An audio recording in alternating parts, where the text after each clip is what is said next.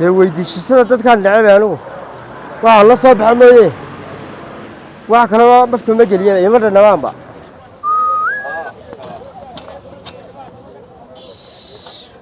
magaalada Hargeysa ee caasimadda waa Soomaaliland inta badan goobaha dadku ay isugu yimaadaan ama fadhi ku dirurku kuwa camiran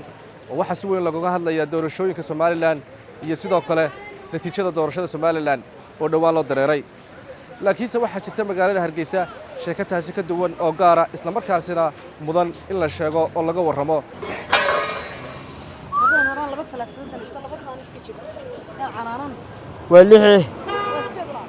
Saciid oo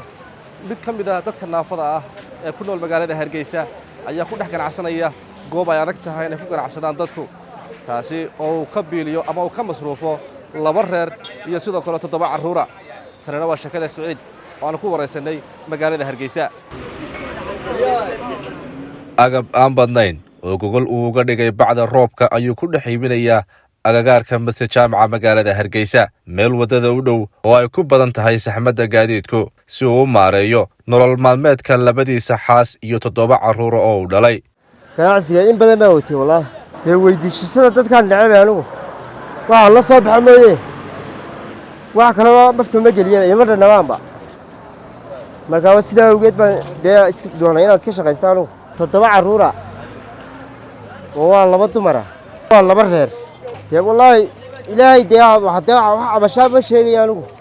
الحمد لله ومصاريف تدوي لك سوق الشاء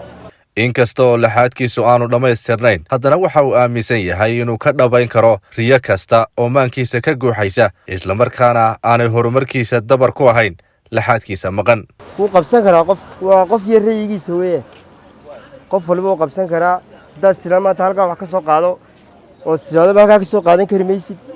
dee kama soo qaadan karaysid laakiin haddaad isku taxaluujinaad waxaa soo qaadato waad soo qabsan karaysaa markaba yaa in iyo nasiibkii weeyaan haddee nin waliba wuxuu isku taxaluujiya wuu helaa laakiin ka islaam ma qaban karaysid maba helaba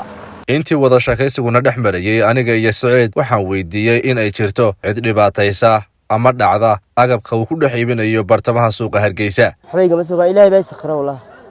yaa kala baxsatay ma jirto ama ilaahay ma tusaba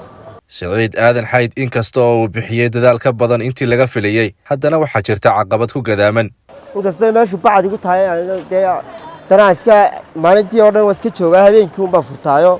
gaadigu alxamdulilah waa laga iibsadaa yaa tusaaluun baan wahay dee rayiga ummadda dee soo maha yaa de waa weel ka yarimanaya meeshu meel ii qaada ma hayo de macal meel ii qaada ma hayo de oon geysta ma hayo dee intaa yara soo iibsado maakan ku wadhaayo oo iska mismisto habeenkii aan kulma ku dadaago dee wallahi gaari yaroo alaabta ku soo qaatana ma hayo ma garanaysaa oo dee laakiin sida kale alxamdulilah wallahi Shucayb Xasan Dheere Hargeysa